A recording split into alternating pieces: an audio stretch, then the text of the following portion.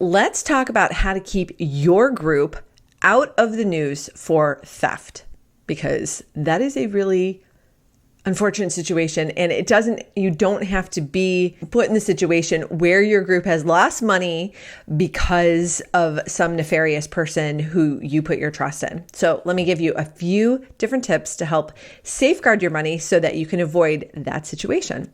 So the very first thing is, I would totally recommend having not one, but two check signers on every check. So meaning not one person is looking at the check and who it's going to and knowing the reasons why it's being written, but having two people. So having two signatures required on all checks. The next thing in that same vein is to have additional people reviewing the monthly bank statements to look for any weird withdrawals, especially like if you just have someone looking at the withdrawals and making sure that it makes sense and asking the treasurer, like, what was this one for?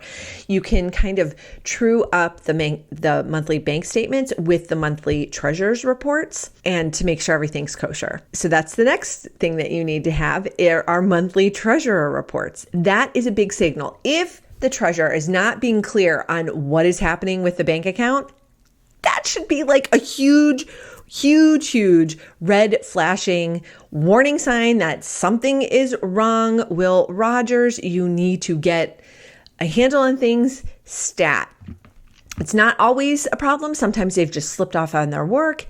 Does not mean that they are a thief, but not good at all if you do not have those monthly treasurer's reports, because that is kind of the foundational piece of being financially transparent and knowing where you stand with your money and like what is happening with it. You definitely should be having some processes for deposits, cash handling, check requests, documentation of where the money is going and why, as well as your budget. With those kind of organizational things in place, it'll be far easier to understand what is happening with your group's money, you'll know what is right for the treasurer to be making disbursements for. The last piece of keeping a handle on your PTO's money is to have an annual audit done. Now, you can pay someone to do this. If they are like a CPA or an accountant, you can totally pay for someone to do that, but it's not necessary. You really can get a committee together of parents. You can trade with another school.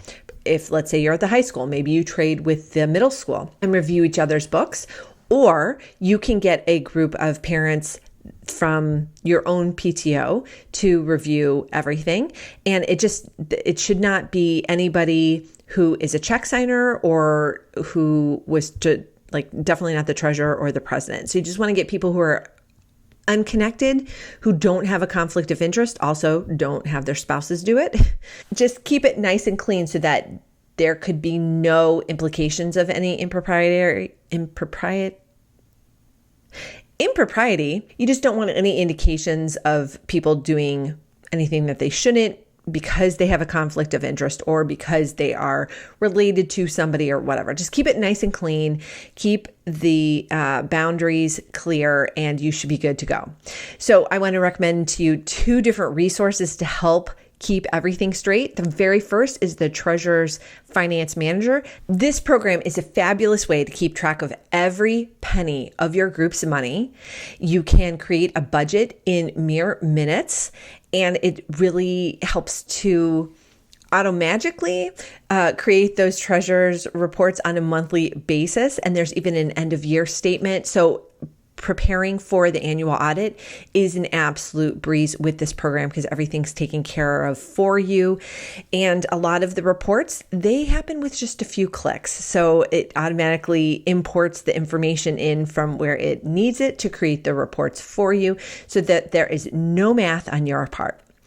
Now, when I talked about the processes earlier about having the check requests and the cash handling and deposits and all that good stuff, if you're unclear on how to make that happen, definitely check out the Treasurer's Planner. It's part of the Treasurer's Success Kit, and there are templates and forms in there for you to use. It's available both in a printable version that you can also use digitally, as well as there's an editable version where you can edit every single aspect of the form template. So I will drop links to those in the description below. So please go check those out.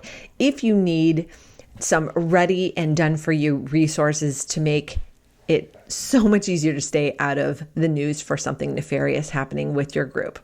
So I so hope that you enjoyed this video. It's giving you more confidence in how to manage your PTO or PTA's money more confidently. And I hope that you will join me for the next one. Want even more guidance on how to be a stronger leader so you can run a better PTO or PTA? All of these resources and more are waiting for you at PTOanswers.com.